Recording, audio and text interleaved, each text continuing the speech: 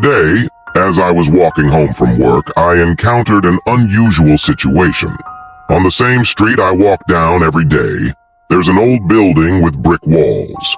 However, this evening, the iron door leading to the basement of the building, which was always locked, was open. Curiosity got the better of me, and I approached the door. Behind the partially rusted door was a narrow corridor with a low ceiling. As I slowly moved forward, the cold air brushed against my face. After a while, I noticed a faint light at the end of the corridor. The room I found at the end looked old and unused. On the walls were black and white family photographs, but the faces in the photos were blacked out. Suddenly, an old wooden desk's phone in the middle of the room began to ring.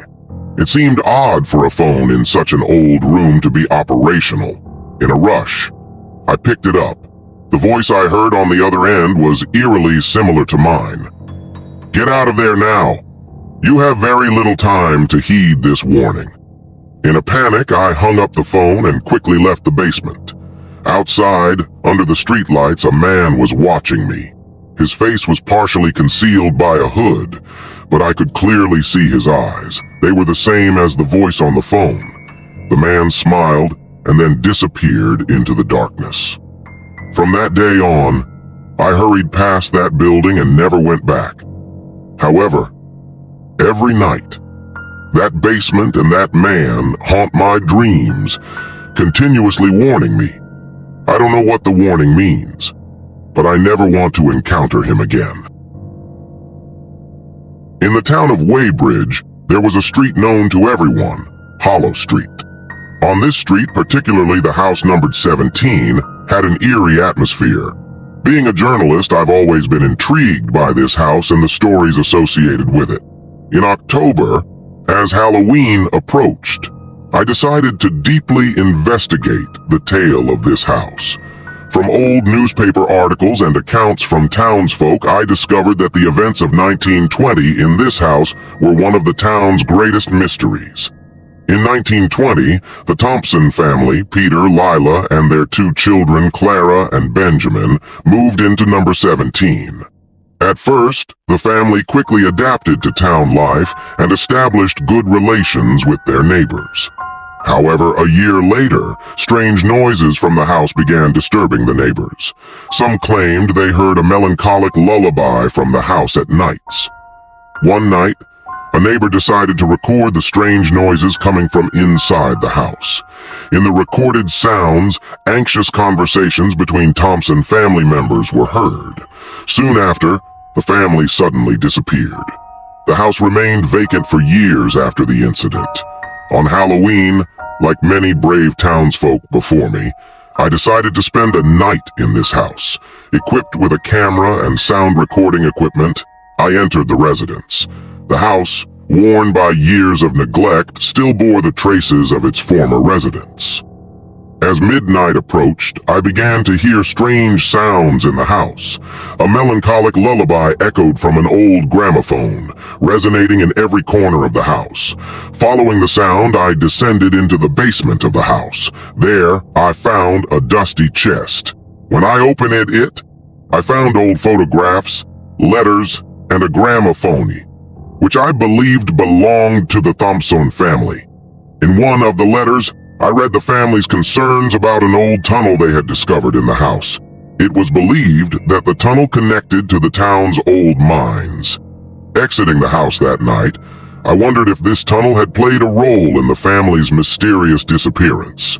However, perhaps it would remain an enigma that might never be fully unraveled. That Halloween night, instead of attending a party like I did every year, I decided to clean the storage room we used in the basement of our apartment building.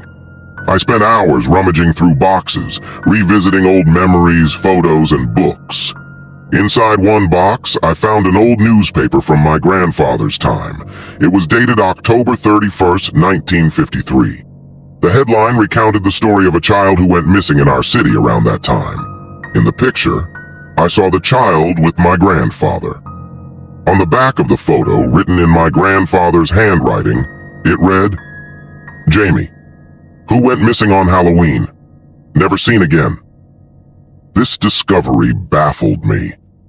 Why did my grandfather have such a picture? Why had he kept this event a secret? I had no prior knowledge of this from my family. Things got even stranger when, in a dusty trunk in the corner of the basement, I found Jamie's belongings. There was his diary, some toys, and a few pieces of clothing. Flipping through his diary on the last page, I saw my grandfather's name mentioned. Jamie had been friends with my grandfather, and they had planned to host a Halloween festival together. I had unearthed my grandfather's secret. But why had he kept it hidden? Why did Jamie disappear? The next day, I discussed this with my family. My grandmother mentioned that my grandfather had long felt guilty about the incident because he had forgotten to drop Jamie home that night. Jamie was never seen again after that. Instead of covering up the event, my grandfather had kept Jamie's belongings as a way to remember him. This story became a topic of discussion in our family for a long time. My grandfather's past would remain a mystery of a Halloween night, but knowing that he never forgot Jamie only increased my respect for him. Buddy, I've got to tell you about this weird thing that happened to me last Halloween. You know that old cafe in the city center, right? I met up with some friends there. Turns out the cafe had organized a themed event for Halloween. There was this old lady sitting at the table next to mine, and she kept looking at me. I didn't think much of it at first, but then she came over and told me she knew someone in her youth who looked just like me. She mentioned she wanted to show me an old photo of him. I waited curiously, and she showed me a picture on her phone. There was a man who indeed resembled me, but the photo was taken at least 50 years ago. She told me that this man used to work at that cafe and disappeared one Halloween night. The weirdest part? He was wearing the exact same costume I had on that night. I didn't know what to make of this information. A man who worked in the old cafe looked like me and vanished on a Halloween night. Just thinking about it was bizarre. That night when I got home, I dreamt of that man. He told me there was a box in the basement of the cafe and that I needed to find it. The next day I went back to the cafe and told them the story. They allowed me to go down to the basement. Sure enough, there was an old box there. Inside, there was a letter and a key. The letter read, "If you are reading this, know you are on a journey connected to the past."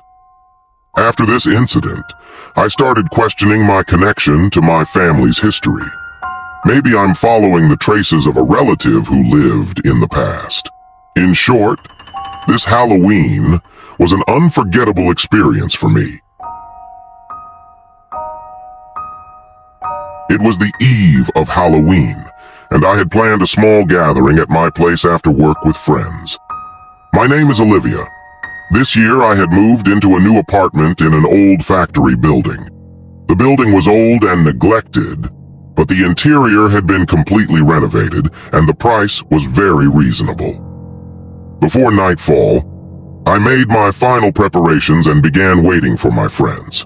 Just as the doorbell rang, I heard a strange noise in the apartment corridor. At first, I thought it was a sound caused by the wind, but the noise gradually increased.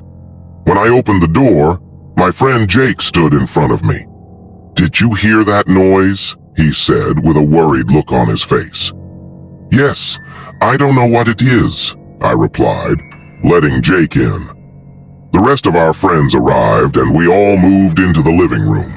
About half an hour later, the sound stopped, but then a quiet ticking sound began, so faint it shouldn't be audible within the apartment. It seemed to come from the ceiling. Jake wondered, did something happen in the flat above? But the floor above was empty, as I was on the top floor of the building. We decided to investigate, and a few friends and I decided to go up to the attic. The entrance to the attic was in the corridor. When we climbed the stairs, we found a room filled with old, dusty objects and furniture. We moved towards where the ticking came from, and found an old chest in a corner. Inside the chest were old photographs, letters, and a diary. I picked up the diary and randomly opened a page. The diary belonged to a woman who lived in this building in 1945. She wrote about the strange occurrences in the building and the eerie noises she heard at night. Reading the diary gave me goosebumps. The woman mentioned how these sounds began following her and eventually started communicating with her. The last pages of the diary read, "The sound wants something from me, but I can't understand what it is. I am scared." When I closed the diary, I realized the attic had become cold. Jake said, "We shouldn't stay here," and we hurriedly went back down. Back in my apartment, everything seemed to have returned to normal. But that night, as I went to bed, I heard the ticking sound again. This time it was louder and closer.